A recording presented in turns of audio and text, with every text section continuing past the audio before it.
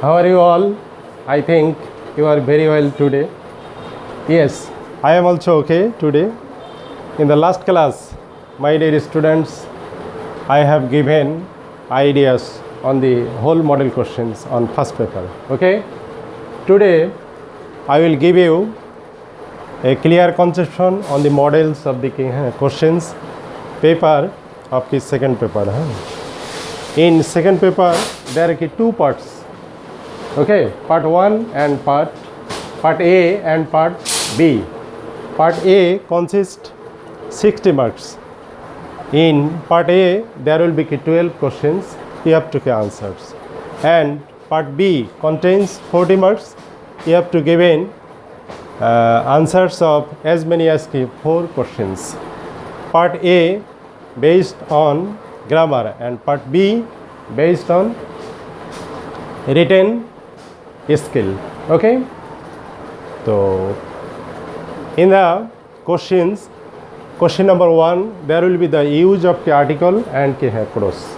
Students have to use articles A, N and D, and where article is not necessary, you have to use clause. Okay, here there will be 10 blanks and you have to fulfill. Okay. In question number 2, the use of the appropriate prepositions. It is known that the use of the preposition is a very difficult thing in English grammar. Okay, and for this, you have to have a clear conception on the various or different uses of the prepositions to get a good marks in this point. Here, there will be 10 blanks. You have to supply 10 prepositions, appropriate prepositions in the 10 blanks. Okay.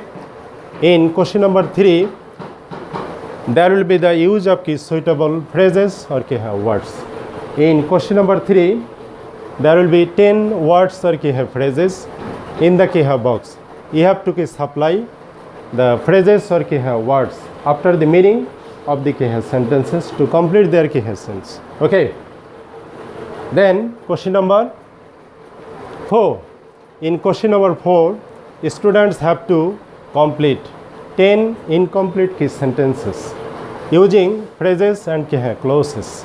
Clause means a part of a full sentence, and phrase means a group of words which has no subject and predicate, and it is used in a sentence as a single parts of speech.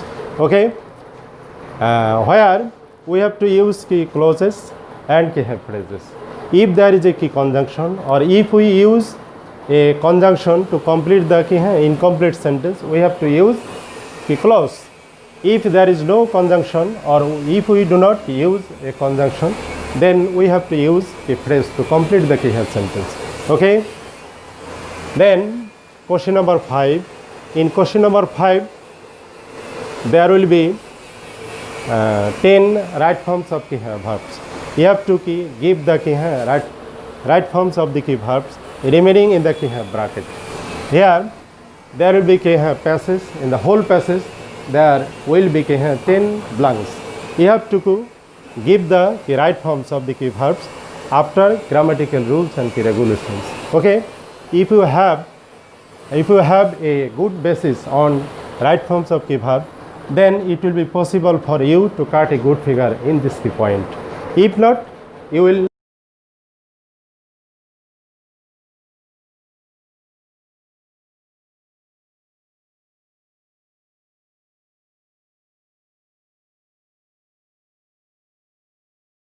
sentences after the direction which will be indicated at the end of the sentence. Okay, it is somewhat difficult because it is called the heart or nerve of English grammar. Okay, then question number 7. In question number 7, there will be narration.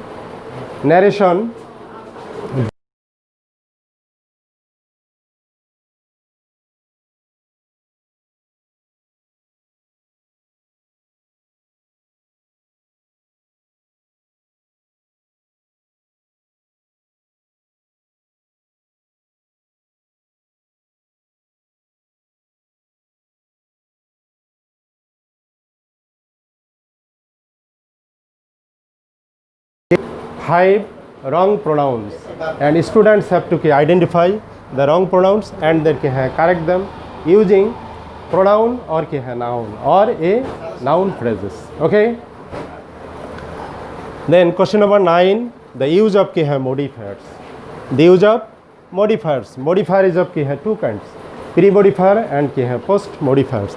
Pre-modifiers are used before noun, adjective, adverb or verb, while post-modifiers are used noun, verb, adjective and adverb.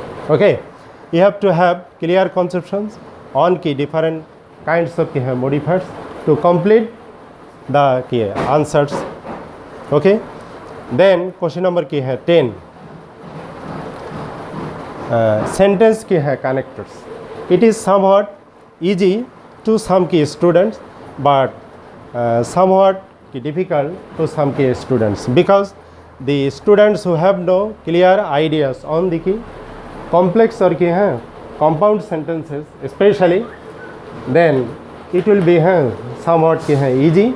But if they do not have clear conception on complex or compound sentence, then it will be somewhat difficult. So you have to have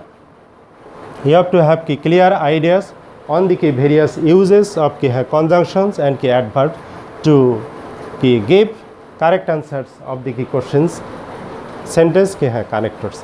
Here you have to supply 10 connectors to complete the answer. Okay, then question number